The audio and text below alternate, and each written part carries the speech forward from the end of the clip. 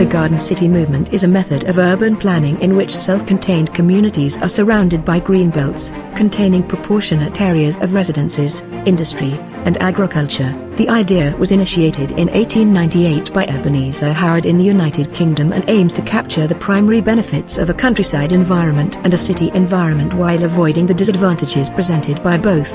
His idealized garden city would house 32,000 people on a site of 9,000 acres, planned on a concentric pattern with open spaces, public parks and 6 radial boulevards, 120 feet wide, extending from the center. The garden city would be self-sufficient, and when it reached full population, another garden city would be developed nearby. Howard envisaged a cluster of several garden cities as satellites of a central city of 58,000 people, linked by road and rail. Howard believed that all people agreed the overcrowding and deterioration of cities was one of the troubling issues of their time. He quotes a number of respected thinkers and their disdain of cities. Howard's garden city concept combined the town and country in order to provide the working class an alternative to working on farms or in a crowded, unhealthy cities.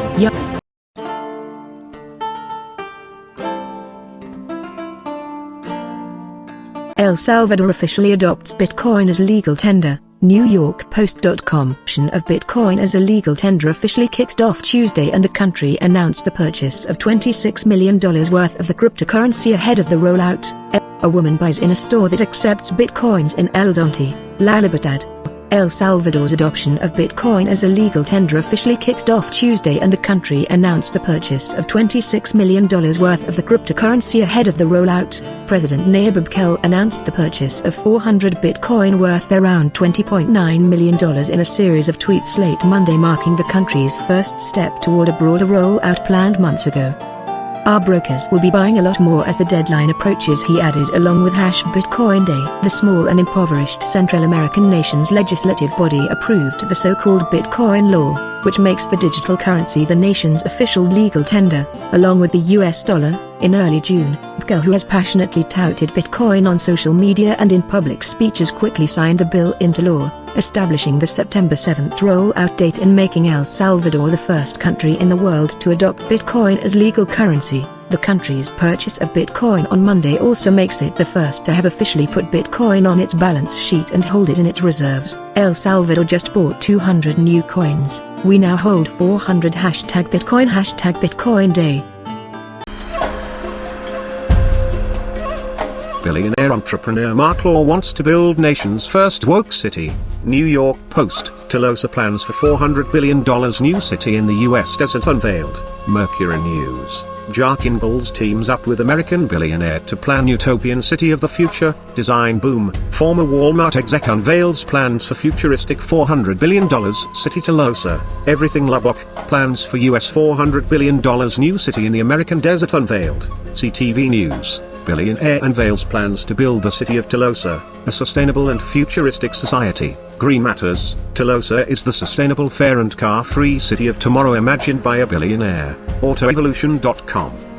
Meet Telosa, an entirely sustainable city that could soon house millions of people. Rob Report on MSN.com. Plans for Telosa city that promises to be eco-friendly, drought-resistant are unveiled. Daily Mail on MSN.com.